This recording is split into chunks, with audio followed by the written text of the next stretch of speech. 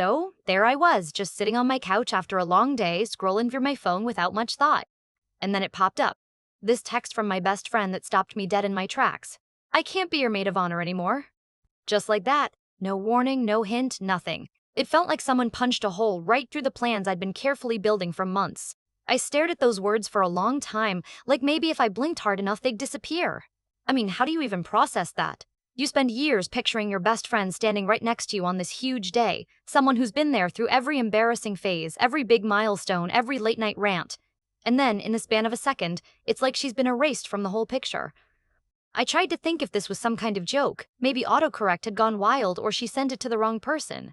But nope, it was real. And honestly, even trying to figure out where things went so wrong felt like trying to solve a Rubik's Cube blindfolded. I kept asking myself, how do you plan a wedding when your best friend just pulls the rug out from under you? How do you move forward when the person you thought would be your biggest supporter suddenly won't even stand by your side? I can't say I was expecting anything to go completely smoothly. Wedding planning is a circus to start with. But this was a whole new level of awkward and heartbreaking. And the worst part, I didn't even know why she was backing out. I remember sitting there, my phone burning in my hand, staring at the message like it was some kind of riddle I had to solve. I knew this wasn't just about a title or role, it was about her disappearing from the whole thing, from me. And the silence after that text, it was deafening. No explanations, no follow-up messages, just nothing. That's when my mind started racing, thinking about what this meant. Are we doomed to end up like this? Did I miss the signs? Was this the beginning of losing her altogether? The wedding date was looming closer every day, but suddenly, more than anything, I felt like I was all alone in a story that was supposed to be ours. So let me back up a little and tell you about her, my best friend, my maid of honor, until, well, she wasn't anymore. Her name's Emily, and she's been the kind of friend who's there before you even realize you need someone. We met back in college, the kind of instant connection where you finish each other's sentences and somehow know exactly when to bring you chocolate during finals week. She's the kind of person who makes you feel like everything's going to be all right, even when you're a nervous wreck about bigger-than-life stuff like, say, planning a wedding. We'd been through so much together. Awkward dates, bad breakups that turned into hilarious stories, road trips where we sang off-key at the top of our lungs. Honestly, I couldn't imagine my wedding day without her by my side.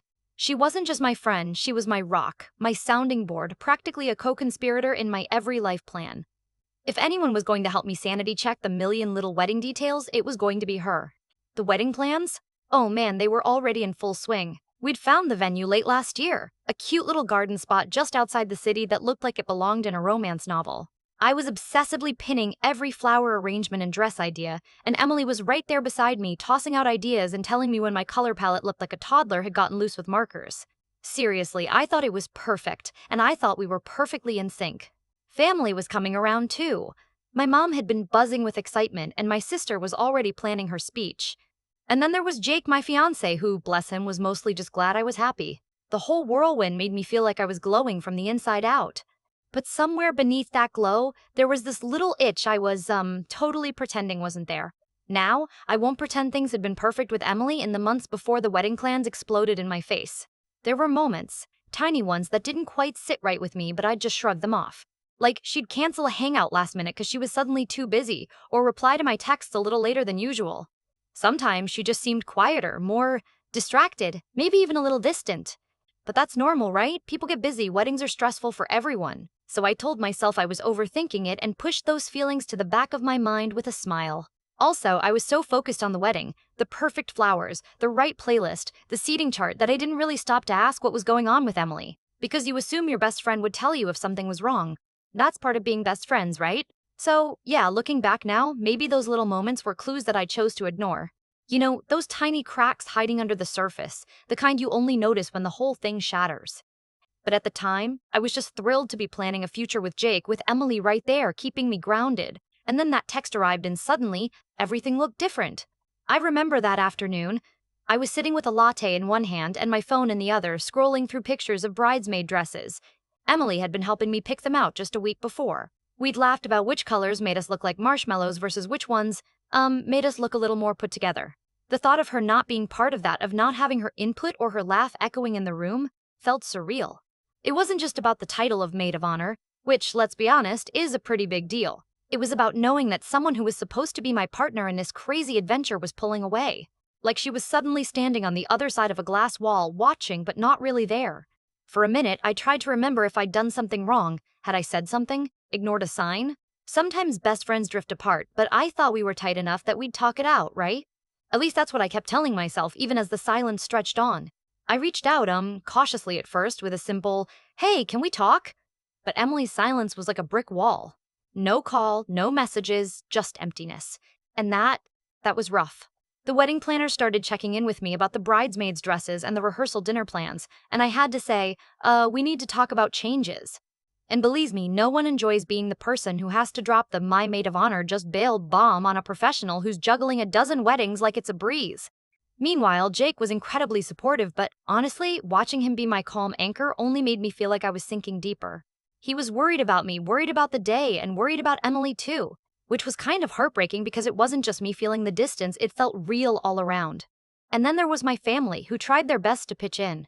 My mom kept telling me, "Maybe she's just overwhelmed, honey," while my sister tried to distract me with talks of bachelorette party themes that now seemed bittersweet without Emily. It felt like everyone wanted to believe this was a blip, just a detour.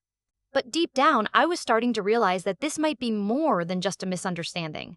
The crazy thing is, for all the confusion and heartache, I still clung to the hope that Emily would come back. Maybe show up at the next planning meeting with that familiar mischievous grin and a new joke. Because losing your best friend right before your wedding?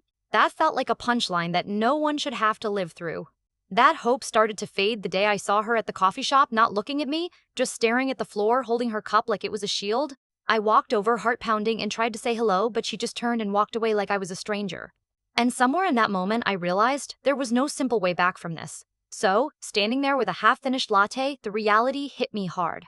The wedding was no longer the we I had dreamed of. It was going to be me stepping forward without the friend I thought would be there to catch me if I fell. The thing about heartbreak is that it rarely comes with a neatly wrapped explanation, right? So, when Emily finally broke the silence, it wasn't in a long, dramatic confession, but in the smallest, most awkward of moments. I had just gotten back from one of those soul-crushing vendor meetings where everything somehow cost twice what you'd imagined, and, believe it or not, my phone buzzed. The message was simple but heavy. "Can we meet? I owe you an explanation." I'll be honest, my stomach was doing somersaults. Was she going to say she was sorry? That she'd made a mistake? Or worse, would this be one of those confrontations where you realize you never really knew the person sitting next to you all these years? We decided on a quiet cafe a few blocks from my place, somewhere we'd gone 100 times before, the kind of spot that smelled like cinnamon and awkward silence. When she walked in, she looked smaller somehow, like the weight of whatever she'd been carrying was pressing her down into her own skin. "Hey," she said, voice barely above a whisper. "Hey," I answered, twisting my wedding ring nervously. She sat down, and for a minute, we just looked at each other. Then she spilled it all, like she was trying to unpack years of tangled emotions in one breath. "I didn't want to tell you sooner because I thought it would pass," she began, fumbling with her coffee cup. "But the truth is, I've been feeling overwhelmed. Not just by the wedding stuff, but everything." She swallowed hard. "Jake and we haven't really clicked the way I expected, and it made me question everything. Us, you, this whole situation." My heart flipped. It wasn't just about me and her anymore, there was a whole web of feelings and confusion that I hadn't even guessed at. She paused, looking at me like she was searching for permission or forgiveness. I felt like I was stuck in the middle, trying to support you while dealing with my own doubts. And instead of being honest, I just stepped back.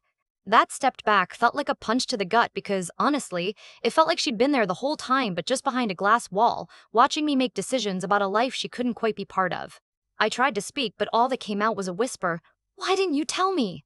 Her eyes welled up and she shook her head. "I was scared I'd hurt you. And scared that I'd be admitting I'm not who I thought I was." There it was, the raw, uncomfortable truth. She wasn't just canceling being my maid of honor. She was canceling a version of herself she'd thought she'd be, and that shook me more than I expected. We sat in that quiet spot for a long time, neither of us really sure what to say next. The conversation wasn't the end of the story, it was just the opening of a new, messier chapter. After that, things didn't magically fix themselves. We texted a little more, but the distance was still there, like the space between us had stretched into something bigger than a conversation could close. Emily was no longer a part of the wedding planning, and frankly, sometimes it felt like she was no longer a part of my life at all. On the more practical side, this whole situation added a new layer of chaos to our already intense wedding countdown. I found myself juggling calls with the wedding planner who was now trying to rearrange the bridesmaids' responsibilities without throwing the whole schedule off. My fiancé Jake was doing his best to be supportive, but I could tell the stress was squeezing him tight too. One evening, Jake was sitting on the couch rubbing his forehead like he was trying to massage away tension I hadn't realized he'd been carrying. "I don't know how we're going to pull this off without Emily," he said quietly.